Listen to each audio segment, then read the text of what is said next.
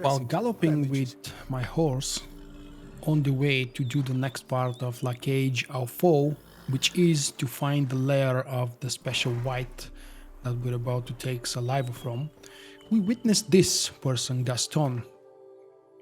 Currently, we are right in the middle between the one cemetery and this is where we were in the previous part of the walkthrough, where we had that long talk with Regis. And this is where we need to go to find the special spoon obsessed white.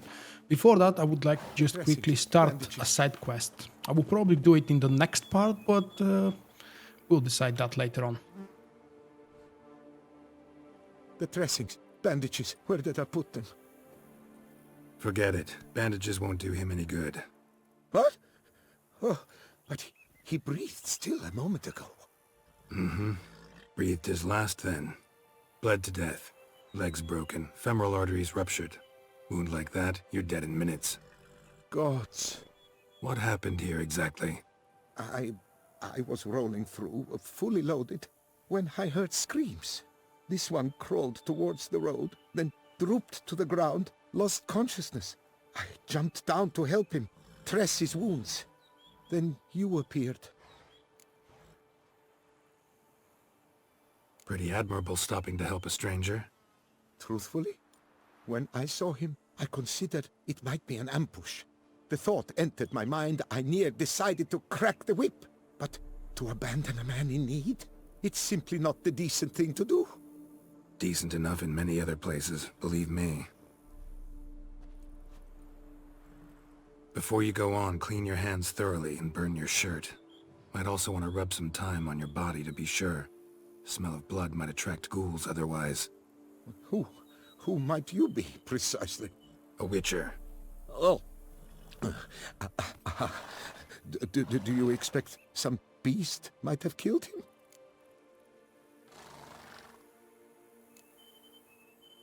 See what we have here. Legs broken, but cause of death's the wound. Small but deep, edges unfrayed. Either a thrust weapon or a thick claw. Maybe a wyvern's. Tough to say, and... breastplate's unusual. Dented. It's got a patina. An antiquity, I believe. I deal in these things, so... what's puzzling is... why did he done it? Not likely to learn that from him. Now to figure out where he came from. From that house, I'm assuming, but need to investigate. Got some work to do. So long. Wait, I will come with you.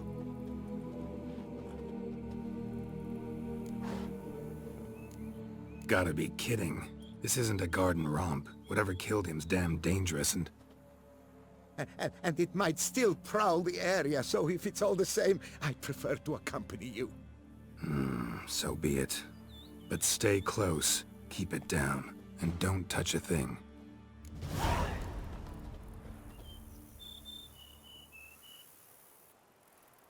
Well, this is a side quest, as I told you, and originally I planned to do it in a different part, but it is a good quest and it's not too long. Plus, it's really interesting. There are a couple of lore objects that we're gonna find inside, and I really believe you will enjoy hearing and experiencing this. So, change of plans. I know I promised the spoon-obsessed white in this part. House on the hill. Which stands silent as a grave. We will leave it for the next one.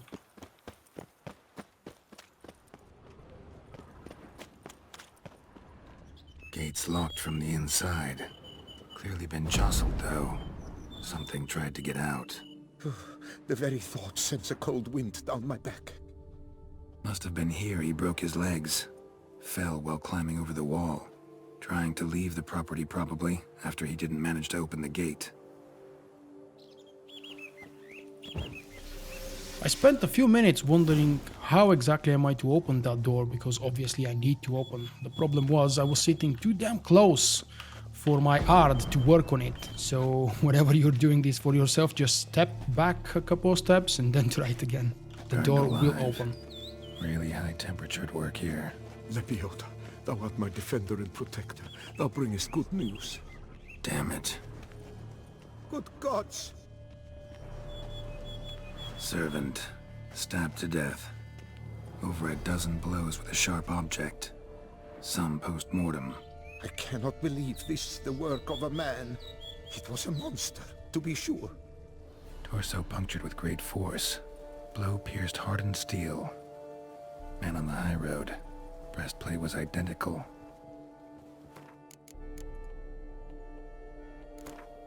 I need to make sure very quickly that the settings are as I want them to be. Yep, voice to be louder than anything else.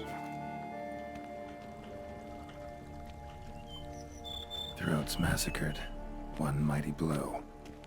Shield along sides old and dented. Sword ceremonial. And Shay handiwork clearly.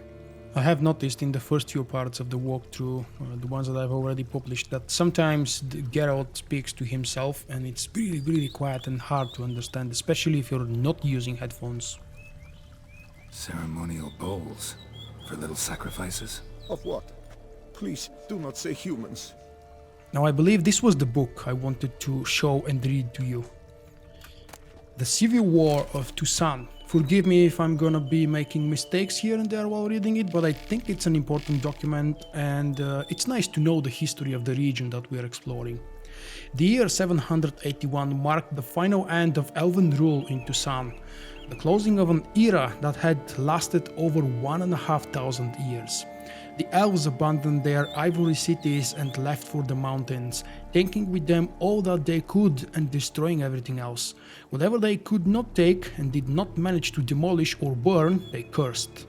The last elven sovereign, Devitaf, hundreds of years old yet fair as a youth, was defeated. Weeping over the slain army of his forever young brothers and sisters, he agreed to pay homage to Ludovic, the first human king of Toussaint, who, though young, was as shrunken and ugly as the night after Samhain.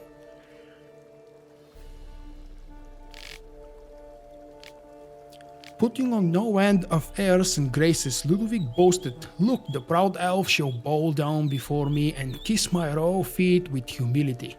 To degrade Devitaf even further, Ludovic decided the homage should take place in the elf king's barely abandoned palace.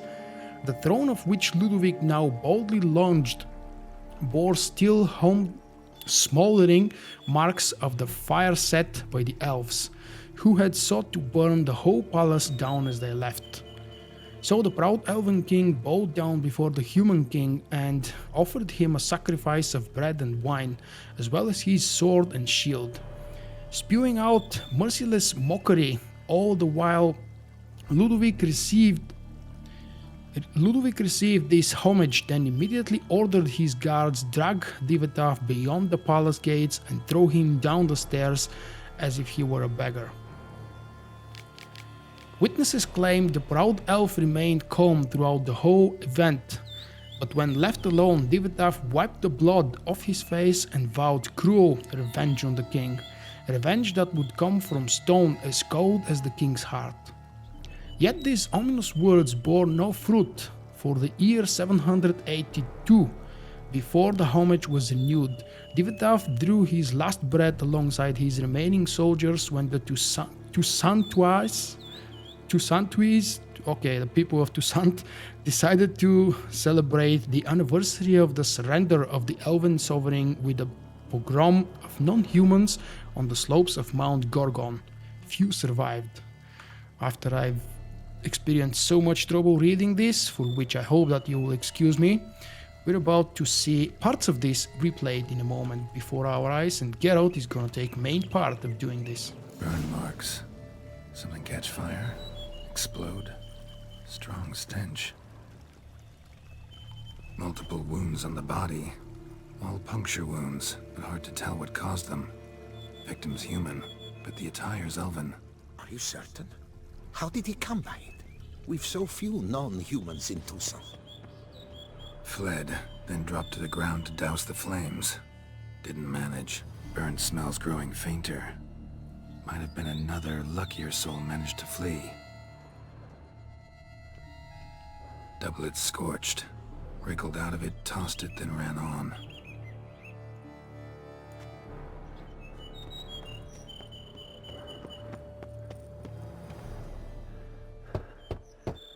Perhaps there's no one inside after... I know you're in there. Breathing's loud and clear. Open up. We mean you no harm.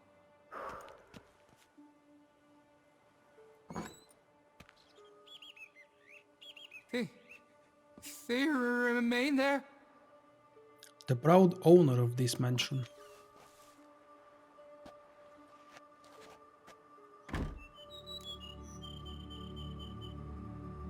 Listen, I'm a witcher. I'm here to help you. But if that's gonna happen, you gotta answer some questions first. Who are you exactly? Durant Faucher Plamondon de Safaran, Lord of these lands, and Chairman of the Society of Friends of the History of Toussaint. We meet here annually to mark the anniversary of the Elfin Homage, but something like this, why, it's first. You mentioned them. Who do you mean? Those, I don't know what they were, spirits. It all occurred of a sudden. We were staging a scene, the death of paying homage. There was a flash of light that blinded me completely. I heard cries, though saw nothing. Then felt my own robes were in flames. I broke and ran, threw off my doublet, leapt in here and it shut and locked the door behind me. They pounded on the door. I thought they would get through. I thought I was done for, but in the end, it grew calm. So while reenacting a scene from the past, somehow, unintentionally, you summoned a specter, a Korgorath, or a tube, maybe. What? What now? Best thing? You gotta do it again, of course. Are you mad? Would you have this thing kill us? No, don't want it to kill anyone. Precisely why I gotta do my job. Summon it again, whatever it is, and tend to it once and for all. Durand, think I can reenact the pledge? The giving of homage, alone? It was a great, momentous event. The surrender of Toussaint's last elfin king. You will need at least 3 individuals. What a surprise, we've got 3 people present. And what, as I've mentioned, that was the reason why I read the part of the book that we looted a moment ago, because we're going to replay this exact moment, the kneeling of one king before the other one. You know what I'm gonna ask for. Need your help. But I'll understand if you turn me down. No objections? Good. Let's get to work. Start by clearing the corpses. Got some time. Won't start the reenactment before nightfall. Things of this sort are a lot more likely to work after dusk. One last thing, though. My pay. Don't work for free, you know. Understood. Just keep the danger at bay, and I shall be generous. Through and through.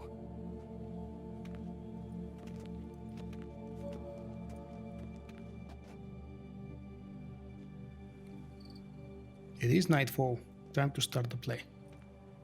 I will stand, or rather, sit in for King Ludovic, upon the elfin throne, while you, Witcher, will play the Enche ruler. We must don the costumes. All must be just right.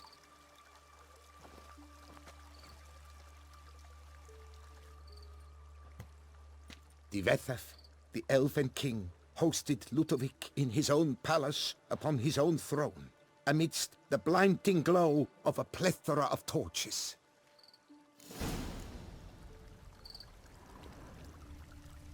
Don't interrupt.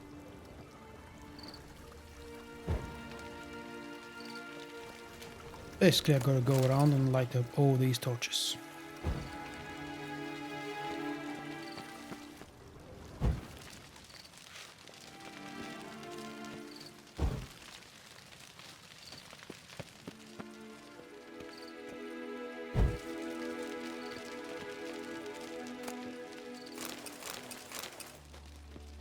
Divethef laid at Ludovic's feet a loaf of binnen and elfin bread, thus granting humans rule over seat-yielding lands.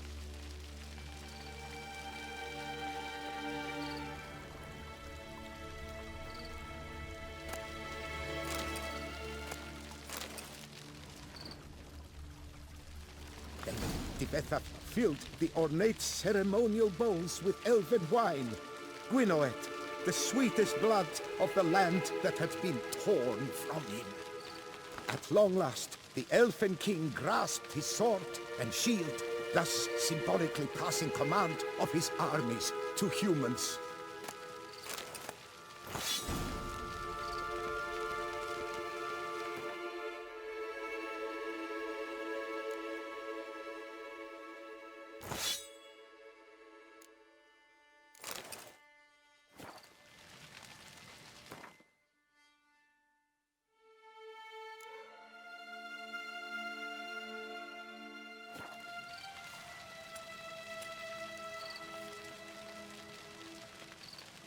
Elfen King, erect in his pride, drew his blade and dropped to his knees. Ludovic then spake. I accept your allegiance and shall return in 1 year's time to... Ah! Look! Look! The statues! Impossible! God's mother!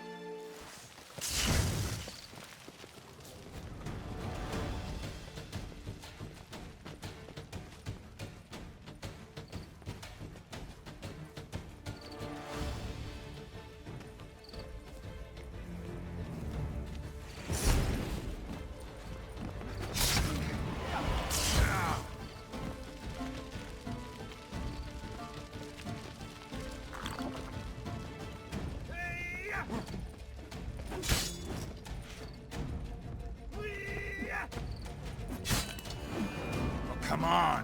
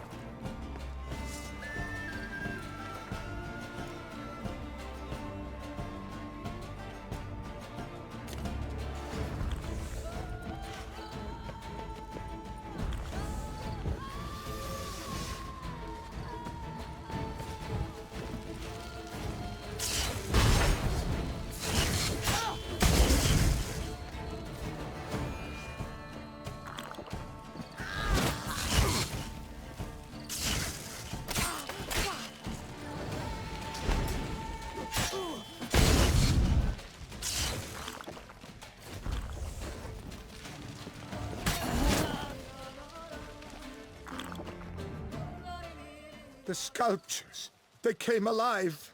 By what witchcraft? Dunno. Specialize in killing monsters. Reviving them, not so much. I may know what happened. The statues, you see, once stood in the palace of one Defethov. I acquired them a month past because perhaps I should start at the beginning.